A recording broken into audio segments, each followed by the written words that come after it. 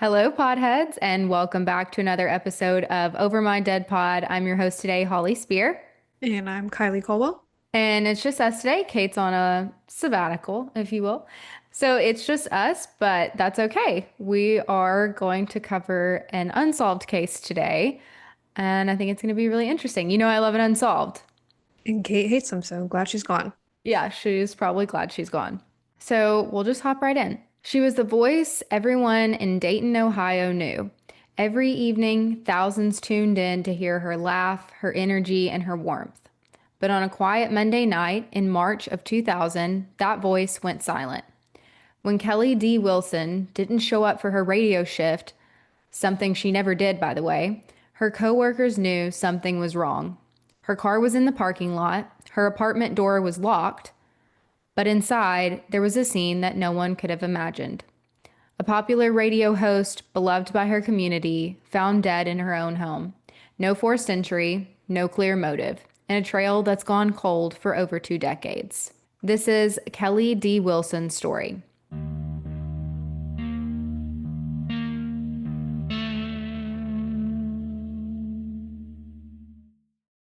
It's Monday, March 25th, 2000. The workday is just getting underway at U92 Radio, also known as WROU, an R&B station based out of Dayton, Ohio. This is like the main radio station of the city, and it's very popular. It's booming lately. The station's ratings are climbing, their audience is loyal, and if you're living in Dayton at the time, chances are you knew exactly who was behind that success. A lot of the credit went to one woman. One of the biggest on air personalities in the city was Kelly Deanne Wilson, better known by her radio name, Nikki Brooks. But we'll refer to her as Kelly. I didn't know radio hosts had like stage names. Yeah, I didn't either. Back when radio was like really big, I remember Delilah. Is that an Arkansas thing? It must be. And I'm pretty sure that lady's name's not really Delilah. But you call in, she plays music. She's like this soft, soothing voice, and everybody knows who she is. Call in and like talk about their problems, which is just like a very funny concept to me. But radio used to be bigger than it is now, so it was booming at the time. Kelly was 29 years old. She's full of energy and ambition. She hosts the weekday evening show, Jammin' 8 at 8, which ran from 6 p.m. to 10 p.m. And it wasn't just any show, it was the number one show on the station. People tuned in faithfully every night because they loved her voice, her energy, and just the spark that she brought to the mic. Kelly had joined U92 a year earlier, coming from a station back in her hometown of Cincinnati. And from the moment she hit the airwaves in Dayton, she had that it factor, an instantly recognizable voice and personality that made listeners feel like she was talking directly to them. She loved her job, she was proud of it, and she was building her brand. As one of her colleagues later said, everyone loved her, a smile that we could actually hear on the radio. She was not an African American announcer, but she immediately related to the audience, connected to our music, and connected to our listeners. So it's R&B, so it's like generally like a black radio show. Kelly's white, but she was just like instantly a hit on their station. You can tell just from that, Kelly had something special. So when she didn't show up for work that Monday, everyone knew that something was wrong. She was very professional. She never missed a shift. She never ran late. Actually, she's always there an hour early, just like prepping, chatting with coworkers, setting up her set, all the things. But on March 25th, 7 o'clock came around and went, and no Kelly. By 7:20, people started getting a little worried. Her boss, Stan, began scrambling to find someone to cover her show. But more than that, he just felt uneasy about her absence. He tried calling her landline, no answer. Then he ends up calling Kelly's mom, Charlene, who lives in Cincinnati. And immediately, Charlene knew that something was off. She told Stan that actually she hadn't been able to reach Kelly all day Sunday, and this was completely abnormal. The mom and the daughter were extremely close and they talked every day. Charlene said something just didn't feel right. So Stan says, I'm going to go check on her. And he actually lives in the same complex as Kelly. The complex is called the Meadows and it's in Harrison Township. So it's only a short distance away from the radio station. And this is one of those like huge apartment complexes. Like it's got like a social hub. I think it even has like a bar. So he pulls up into the lot and The first thing he notices is that Kelly's car was parked right in its usual spot. And at that moment, his stomach drops. If the car is there and she's not answering, something must have happened. So Stan walks up to the door, he knocks, and there's nothing but silence. He tries again, harder this time, and still nothing. And the door was actually locked. So now he's panicking. He runs to the front office, but it's kind of late in the evening, so no one's there except a bartender working nearby. And like I said, the apartment complex like has a bartender, so it's like the bartender for the apartment complex, which is like a funny concept, but That sounds phenomenal. yeah, like a great apartment. So the bartender helps him call a maintenance man, but the maintenance man says that it's against his policy to open the door without permission, which is like pretty normal. At this point, you just have like some random person trying to get into her apartment complex. So usually they wouldn't just like open the door for someone. So he's like, no, I'm sorry. Like, I can't do that.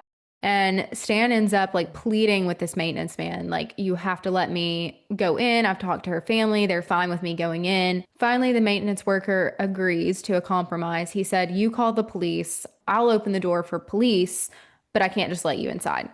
That's what they do. Stan calls the police. And honestly, this is like the smart thing to do because if it is a crime scene, like having all these people come inside the apartment complexes wouldn't be good. So within minutes, Deputy Johnny Campbell from the Montgomery County Sheriff's Office arrives.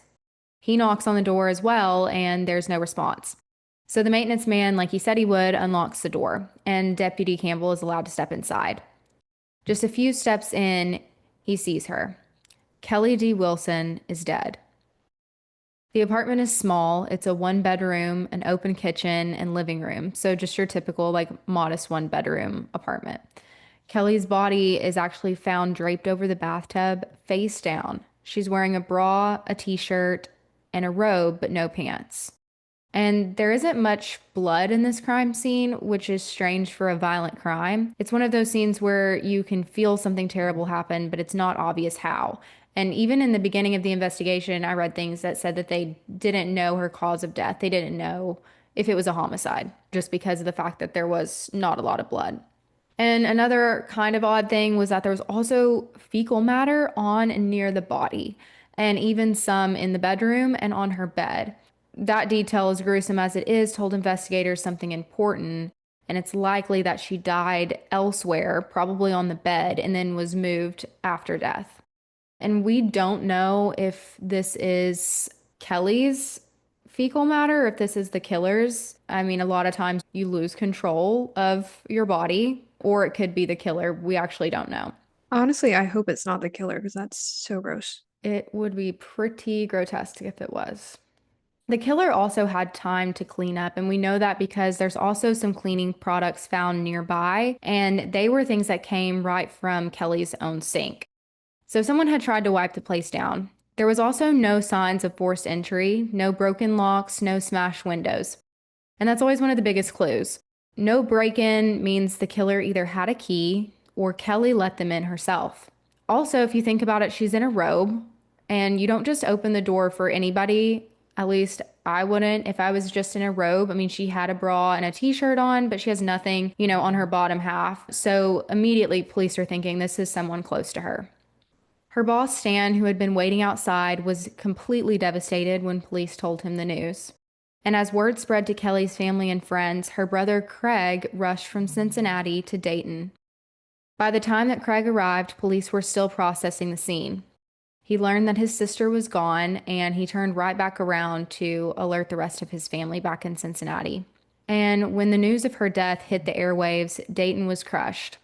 Like I went on and on about, Kelly's voice was a voice that people knew, a voice that filled people's cars and kitchens every evening. She was kind of just like a part of those people's daily lives. Listeners flooded the stations with calls, tears, and like song tributes to Kelly. Other stations dedicated songs in her honor. But this wasn't just a tragedy, it was a murder that left the entire community reeling. Detectives got to work right away. They collected fingerprints, clothing, and household items, anything that could tell them a clue of what had happened. At first glance, the apartment didn't look like it had been ransacked, but when investigators slowed down, they started to notice things that didn't add up. One of these being that Kelly's purse was sitting on the kitchen counter and it had coins spilled out beside it, almost like someone had dumped it out, but never picked up the little things that fell out of it. The cabinet door was also open, but nothing was missing. But all of Kelly's jewelry was still there. Her expensive TV, her expensive stereo, everything was untouched like that. So robbery was not likely. Whoever killed Kelly didn't come there for money. They came there for her. We know that they took the time to move her body, they took the time to clean up a little bit around her, but they didn't take anything with them. So we're going to rule out robbery. And one more thing, the keys, Kelly's keys were nowhere to be found. So whoever left the apartment took them with them and locked the door behind them. This wasn't one of those doors that you could like keep open, lock, and then close behind you and it would lock the door. This was like a deadbolt. Like you had to have a key. So the killer made sure that no one would walk in before they wanted them to. That alone says a lot. It shows control of the crime scene. This wasn't someone panicking and running out the door. And just so we're clear, because I know you're thinking it, the maintenance man was cleared. So detectives turn their attention to Kelly's last weekend alive. Friday, March 24th, she was on air as usual. She was at work and nothing out of the ordinary happened. Saturday, she spends the day with friends and then heads to a party hosted by her coworker Tammy. And it's mostly people from the radio station at Tammy's, and it's pretty crowded. And Kelly actually shows up with two men, one that she's casually dating and the friend of the man she's casually dating. Before the party, the three had been hanging out at Kelly's apartment doing like a little like pregame situation, and then she invites them to continue the party with her to Tammy's. So at this party, everyone says that Kelly was having fun, she was laughing and drinking. But as the night went on, Kelly actually got maybe a little too intoxicated. And so around 11 p.m., the two guys decided to drive her home. Kelly actually didn't want to go home. So, like the normal drunk thing, she's like wanting to stay. She's acting like she's not that intoxicated. But her friends are like, no, you probably should just like go home and sleep it off. Maybe you can meet us back later when you've sobered up a little bit. So the two guys take Kelly from Tammy's and they drop her off. They made sure that she got inside and then they headed back out. Kelly kind of lives in a part of town where there's like bars very close to her apartment, like nightlife close by. So those two friends actually end up going to some bars and nightclubs close to Kelly's apartment. And actually later that night, they run into Tammy again at a club called Tiffany's, where Tammy's party had kind of migrated to. So like everybody that was at Tammy's ends up at this nightclub called Tiffany's, where these two guys actually end up as well. So Tammy is like, how's Kelly? Is she okay? And the guys are like, yeah, she's at home. She's safe. She's upstairs in her apartment. She's good. And Tammy feels completely relieved because she doesn't know these guys and she kind of thought it was a little sketchy, like sending her highly intoxicated friend home with these random men she's never met. But they're like, no, she's good. She's fine. So she's like, okay, she's feeling a little bit better. And then actually, sometime after midnight, Kelly starts paging Tammy again and again. Paging, yeah. She knows that Kelly is alive and she knows that she's okay. Data later backs this up. Tammy ends up calling Kelly back. Kelly answers, and Kelly is begging Tammy or one of the guys to come back and get her. She wants to keep partying. She says she's sobered up and she wants to come back out. Tammy's definitely all of her suspicions are quieted now. She has no reason to think that anything's wrong. But tragically, this would be the last known contact that Kelly had with anyone. Now that they've kind of got an idea of Kelly's last weekend, detectives quickly brought in the two men. They were cooperative and they answered all the questions that police gave them. They both admitted to being at her apartment before the party. They confirmed that they dropped her off around 11 p.m. and that she was alive and well when they left. The man Kelly had been seeing told detectives that they had slept together earlier that day and that they were, in fact, casually dating. He was reportedly devastated by her death and he even reached out to the family to express his condolences. Both men actually have alibis for the time after Tiffany's. They claim that after dropping Kelly off, they go back to the Tiffany bar and they meet other women and they end up going home with them. Detectives track down these women and they confirm this alibi. So as of midnight, Kelly is home. She's alive. She's calling her friend Tammy, and the two men are at the club with other women. Of course they are. And that's where the trail goes cold. My immediate first thought is because they said she opened the door for someone she probably knew. I'm guessing she thought that her friends came back to get her and like knocked on the door. I would think that would be a reason to open it. But then I don't know. Like, what are the odds that another random person that wants to attack you just happens to knock on the door in the middle of the night when you're expecting someone to come get you? Yeah, that's what I was thinking too. Like maybe it was someone wanting to do harm to her that obviously it was, but someone that she didn't know wanting to do harm to her. And she opens the door because she thinks it's her friends. Also, she's still intoxicated. Like not that much time has passed. It's like from 11 to 12. She's just a little out of it. And we know that she was intoxicated because everyone at the party said that she was. I don't know. It was kind of a weird deal because then I thought, okay, well, if these guys did do something to her, it would have been really hard for them to make it back in time and be seen down at the club and then go home with other women. Like you would think they would be covered in blood, need to clean up themselves. I don't know. Yeah, and then like why go to Tiffany's, go back, kill her, and then go back to Tiffany's? Yeah. And then go home with other women and be able to pretend that nothing happened. I've cleared them. Yeah, I don't know. I tend to feel the same way. The coroner's report confirmed what detectives feared. This was a homicide. Kelly had blunt force trauma, injuries, and signs of strangulation. She had a bruise on her temple and marks on her neck. She had bitten the inside of her cheek, which I guess is common in strangulation deaths. There wasn't much blood because her cause of death was manual strangulation. And her time of death was Sunday morning. I wish we knew a little bit more than that, but it just says Sunday morning. I don't know if it's in the wee hours of Sunday morning or later, but there was no evidence of sexual assault, which left investigators puzzled.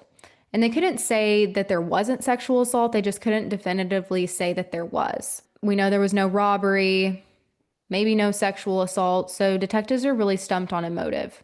So police collected DNA from everyone close to Kelly, her friends, her coworkers, those two men, and her family. Everything had a match. So when they collected things out of her apartment, obviously there was DNA other than her own in the apartment. The DNA collected in Kelly's apartment was all from friends and family and people that we know were in her apartment. And that DNA matched the samples found and the samples collected from her friends and family. They're saying they didn't find any foreign DNA, or they do, but everyone they tested didn't match that. The police end up saying that everyone that they collected DNA from, their DNA had been found in the apartment or they had been cleared. But later on, we find out that they're testing more DNA. So I'm assuming that they did find some foreign DNA that they hadn't linked to the friends or family. So everyone that they have tested has come back to being in her apartment. But these are normal people that we would expect in her apartment, her friends and family. But it also gets complicated because they think it was someone close to her that killed her. So possibly friends. As for the fecal matter, they could not confirm whether it belonged to Kelly or someone else. And with no solid leads, detectives chased tips. In 2004, so 4 years later, one tip led them to a man in Georgia. They got a warrant, they tested his DNA, and it was no match. This is where police don't come out and say we found the DNA of the killer, but we see them testing other DNA. And so we assume that there's DNA that they're not saying that they found, if that makes sense. This raises the question, what are they comparing it to? If every known DNA sample from the apartment was accounted for, what unknown sample do they still have? It seems that there is something, at least a piece of evidence, that hasn't been matched. In 2006, police told reporters that they had a quote, major lead. And this is so bizarre because the public waits for the update and then just nothing ever comes. Did they say they were going to announce a major lead, or they're just like, hey, we have big news, but we're not going to tell you? Yeah, big news, we're not going to tell you, and then nothing. So you can imagine being her family and friends. So years pass and the trail grows cold. Then in 2012, Detective Phelps picks up the case and she becomes enthralled with Kelly's story, her life, and the injustice of it all. And Detective Phelps is amazing and she's just very into this case and helping get this solved. So she ends up sending old DNA for modern testing, hoping that 2 decades later, technology could reveal something new. But as you know, this case is unsolved and there was no match for that DNA testing. Still, Detective Phelps believes that this case can still be solved. She thinks the killer was likely someone that Kelly knew, someone that she trusted enough to let in her apartment, someone who killed her, cleaned up, took her keys, and then locked the door behind them. She thinks that someone out there somewhere has a tip that could be a break in this case. And she thinks that's what it's going to take to solve this.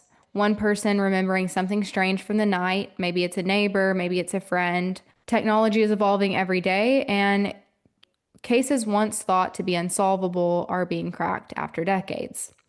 Kelly's family still waits. Her friends and listeners still remember the voice that made them smile. And somewhere out there, someone knows what happened to Kelly D. Wilson. And if you do, you can call the Montgomery County Sheriff's Office and remember that even the smallest piece of information could bring justice to Kelly D. Wilson. And that is her story.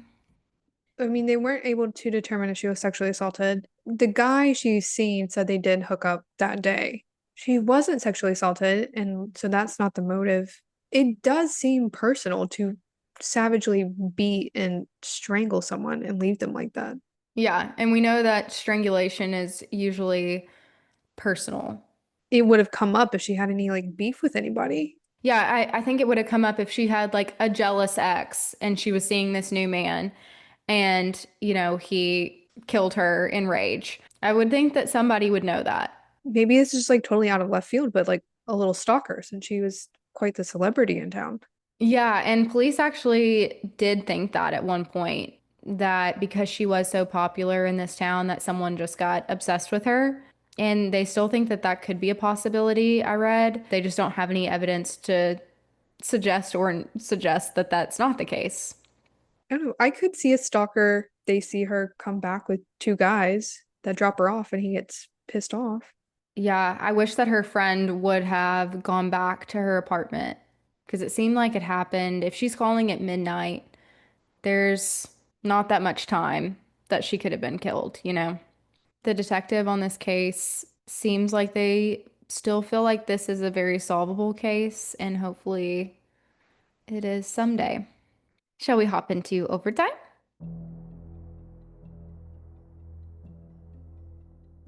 Was thinking, do you remember Libby Lou Boutique? What? Oh my God. Okay, Wait, say it again? Libby Lou Boutique. Libby Lou. No. It was this little place in like the malls. It's like for little girls, like and preteen girls. You go, you Yeah, get your hair and your makeup done and an outfit. Like you get a full makeover and they have like a party room. we did not have that here. I missed out. That sounds amazing. Think they need to like bring something like that back. I think that I was just thinking that's an amazing business idea. Now we have to go somewhere for the hair, Yeah, for the nails, for the spray tan, for the clothes. We could get it all done in one place. I think you're onto something. You go in, you're like, okay, this is what I'm doing. I'm having a night out. And they dress you. And imagine they have like the little party room and you can go, okay, all you and your girls are going out. You all can go get ready at Club Lippy Lou together.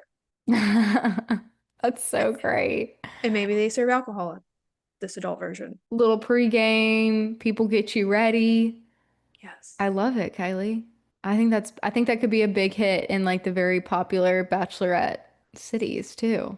I have so many business ideas and so little time. Okay, I came up with a business idea the other day. Maybe like a little invention. You know how you get those little LED strips with lights on them? And you can put them wherever you want and they vibrate. Okay, here, let me tell you why I thought of this. And it's just going to be like a naughty thing. It's not naughty. Have you seen on couches they have like blankets that like if dogs jump up on them, they vibrate? Yeah. Okay, I want it to be like this sounds crazy. Like you put your dog's collar on, okay? And instead of like an electric fence, you can put those wherever you don't want your dog to go, and then it just vibrates their little collars. Like I don't want my dogs on the couch, so like in the cushion I could put that little like strip of like whatever. And if the dog tries to jump up on the couch, it vibrates their little collar. I can put them around the bottom perimeter of my rug. I don't want them on my rug. And it vibrates their little collar. So like the strips aren't vibrating. It's just like a little detection, like motion detection thing, and it vibrates their collar if they try to get on it. So it's like the electrical fence, but it's just like a little sticky thing you can put Yeah. inside. Yes. Isn't that a good idea? I think it is a good idea. And then if you're like, oh, I don't want them in this room, you put it like in the doorway, and then the dog doesn't can't get on that room. You know, we might have to trademark this real quick. I know, that's what I'm saying. If you know of anybody who does those little, startup things, I got an idea. I got some ideas. Shark Tank? Yeah, should we go on Shark Tank? Over my dead pod and dog collars. I had a Shark Tank idea, and for so long, I was like, this is going to make me a billionaire. It's so smart. And I kept telling people about it, and everyone's like, no, that's so stupid. Guess what was on Shark Tank? My fucking idea. Yeah. See, people eventually take it. They do. I wanted an oven that I could preheat from my phone while I'm away, like with an That's app. not a hard ask. That's such a good idea, and that should be a thing. Everyone was like, oh, it'll catch fire. It catches fire already. You can do anything from your phone nowadays. Exactly. If it catches fire, okay, automatic shut off. Call the You, fire department. I don't know. They it need alerts your phone and you just turn it off. There's so many things about 2025 that are disappointing, and one of the biggest ones is our technology. I feel like all of the things that I have to do in my life, I should not have to do by 2025. I shouldn't have to do any of the stuff I don't want to do. I shouldn't have to go get my blood drawn. I should just have press a button and you can have it access to it. It should be a little little scanner. I shouldn't have to drive myself anywhere. I know there's self-driving cars, but I mean, not really, you know? Well, that whole blood thing, that was the whole Theranos thing. I know, and I was very excited about that. Very fucking disappointed for multiple different reasons. They're trying to bring it back. So They maybe should. maybe it'll work this time. Life is so hard. Life is so hard. This is stupid. Those are my problems. So, anyways, I'm gonna go apply for Shark Tank. And with that, thanks for tuning in to another episode of Over My Dead Pod. We will see you next week with another thrilling case. Follow us on all of our social medias and share this episode if you liked it. Give us a 5-star review on everything. We'll love you forever. See you next time. Bye. Bye.